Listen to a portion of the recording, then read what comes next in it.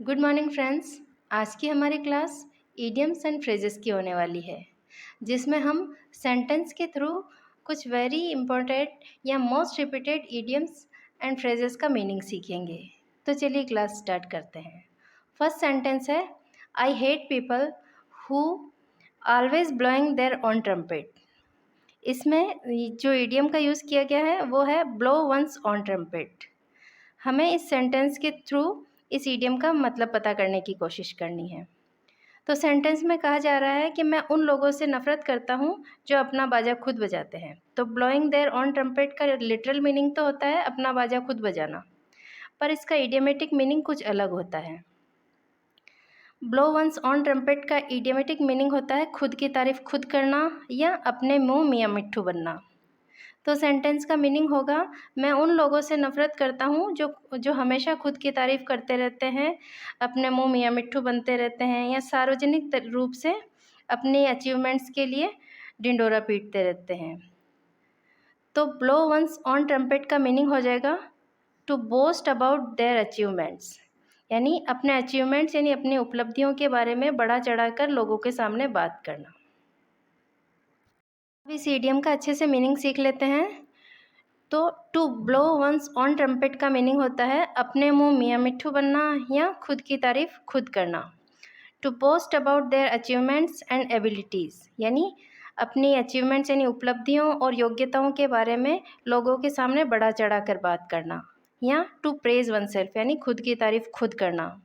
To talk about something publicly in a proud और an enthusiastic way, यानी सार्वजनिक रूप से अपनी अचीवमेंट्स या एबिलिटीज़ के बारे में ढिंढोरा पीटना, लोगों को बताना कि देखो मैं इतना अच्छा हूँ, मैं इतना अच्छा हूँ, मैं ये कर सकता हूँ, मैं वो कर सकता हूँ। तो उसके लिए हम कौन सा इडियम यूज़ करते हैं? ब्लो वंस ऑन ट्रम्पेट, यानी खुद की तारीफ खुद करना। अब ये सेंटेंस देखिए, if you work by fits and start you will never achieve much, यानी अगर तुम बाय फिट्स एंड स्टार्ट काम करते हो तो तुम कभी भी ज़्यादा नहीं कमा सकते या ज़्यादा अचीव नहीं कर सकते या ज़्यादा बड़ी उपलब्धि हासिल नहीं कर सकते। तो हमें इस इडियम का मीनिंग निकालना है बाय फिट्स एंड स्टार्ट। इसका मीनिंग क्या होगा? तो इसका मीनिंग होगा अनियमित रूप से या बीच बीच में रुक रुक कर। कोई चीज़ अगर बीच बीच में रुक रुक के होती है, कभी रुकती है, कभी फिर चालू होती है, कभी रुकती है, कभी फिर चालू होती है, तो उसके लिए हम इडियम यूज़ करते हैं बाय फिट्स एंड स्टार्ट। इसका मीनिंग होता है इर्रेगुलरली, अनियमित रूप से। अब इस इडियम को एक बार फिर से अच्छे से समझ लेते हैं। तो बाय फिट्स एंड स्टार्ट का मीनिंग हो जाएगा बीच बीच में रुक रुक कर या अनियमित रूप से। इसके सिनोनिम्स होते हैं irregularly, on and off, now and then, unsteady, stopping and starting again many time, यानी कोई चीज़ अगर बार बार रुकती है फिर स्टार्ट होती है फिर रुकती है, इस तरह से कोई काम करता है तो वो कभी भी सक्सेस नहीं होता। इसलिए बाय फिट्स एंड स्टार्ट का मीनिंग हो जाएगा इरेगुलरली या unsteady. If something happens in fits and start it often stop and then start again, यानी अगर कोई चीज़ बाय फिट्स एंड स्टार्ट होती है तो इसका मतलब है वो कभी रुकती है फिर से स्टार्ट होती है, कभी फिर रुकती है, कभी फिर से स्टार्ट होती है। ऐसा बहुत बार होता है, तो उसको कहते हैं बाय फिट्स एंड स्टार्ट्स होना। अब इस सेंटेंस को देखिए, the women's confidence increased by leaps and bounds.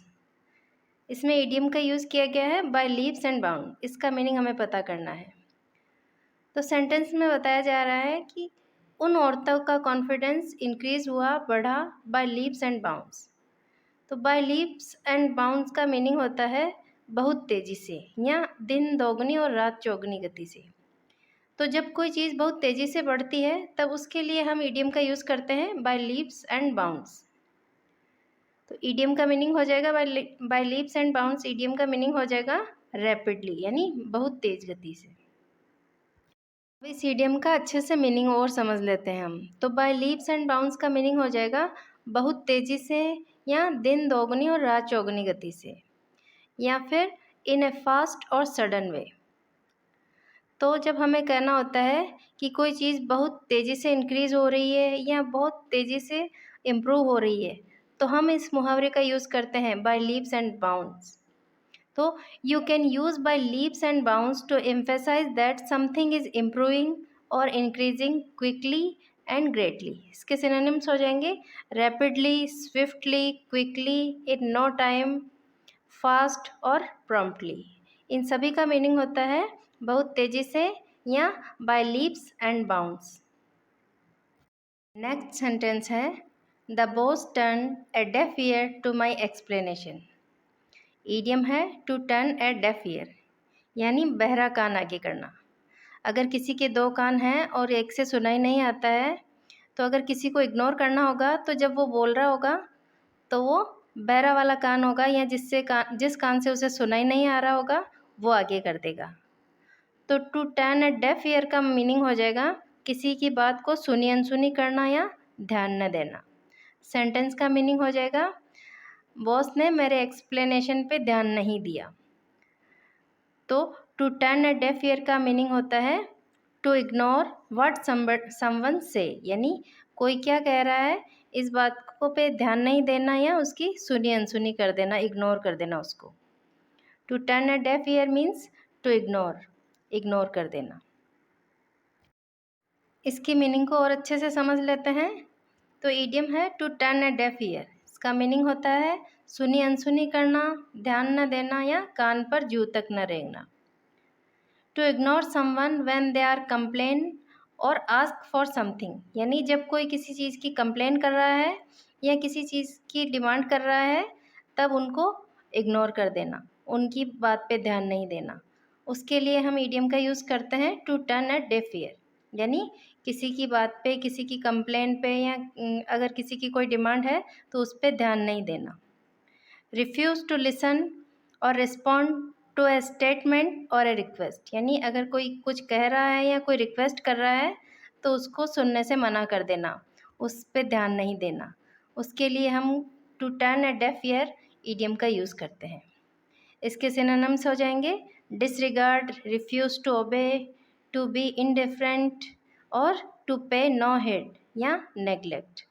किसी की उपेक्षा करना, किसी की बात मानने से इनकार करना या इनडिफरेंट होना यानी उदासीन होना, ध्यान न देना या नज़रअंदाज करना। इन सभी के लिए हम ईडियम का यूज़ करते हैं to turn a deaf ear. अब ये सेंटेंस देखिए, my best friend has supported me through thick and thin. Idiom है थ्रू थिक एंड थिन। इसका मीनिंग हमें पता करना है। तो सेंटेंस में बताया जा रहा है मेरे बेस्ट फ्रेंड ने मुझे सपोर्ट किया थ्रू थिक और थिन में। तो थ्रू थिक एंड थिन का मीनिंग होता है हर हाल में, चाहे सुख हो या दुख हो, कैसी भी परिस्थिति हो, हर परिस्थिति में। तो सेंटेंस का मीनिंग हो जाएगा मेरे बेस्ट फ्रेंड ने हर परिस्थिति में मुझे सपोर्ट किया। तो इस ईडियम का मीनिंग होगा थ्रू थिक एंड थिक का सपोर्ट अंडर ऑल सर्कमस्टेंसेस, यानी हर परिस्थिति में किसी को सपोर्ट करते हैं, तब हम उसके लिए ईडियम यूज़ करते हैं थ्रू थिक एंड थिन, यानी under all condition, no matter how challenging और डिफ़िकल्ट। इस ईडियम के मीनिंग को थोड़ा और अच्छे से समझ लेते हैं। तो ईडियम है थ्रू थिक एंड थिन। इसका मीनिंग होता है हर हाल में, सुख हो या दुख, दोनों में। Under all conditions, no matter how challenging और डिफ़िकल्ट, यानी हर परिस्थिति में, चाहे कितनी भी चैलेंजिंग हो या कितनी भी डिफ़िकल्ट परिस्थिति हो, हर हाल में किसी को सपोर्ट करना। To support someone through good and bad times, यानी अच्छे बुरे हर समय, हर परिस्थिति में किसी को सपोर्ट करना। उसके लिए हम ईडियम का यूज़ करते हैं थ्रू थिक एंड थिन। इसके सिनोनिम्स होते हैं in the face of adversity या in good and bad weather या कॉन्स्टेंटली, यानी लगातार किसी को सपोर्ट करना। डिवोटेडली या इन रेन और शाइन, यानी सुख और दुख में, कैसी भी परिस्थिति में जब किसी को सपोर्ट करते हैं तब उसके लिए हम ईडियम का यूज़ करते हैं through thick and thin. Class के रिगार्डिंग कोई सजेशन हो तो कमेंट बॉक्स में बताइए। क्लास आपको पसंद आई है तो प्लीज़ वीडियो को लाइक करें, चैनल पर नए हैं तो चैनल को सब्सक्राइब करें और वीडियो को अपने फ्रेंड्स के साथ शेयर करें। Thanks for watching.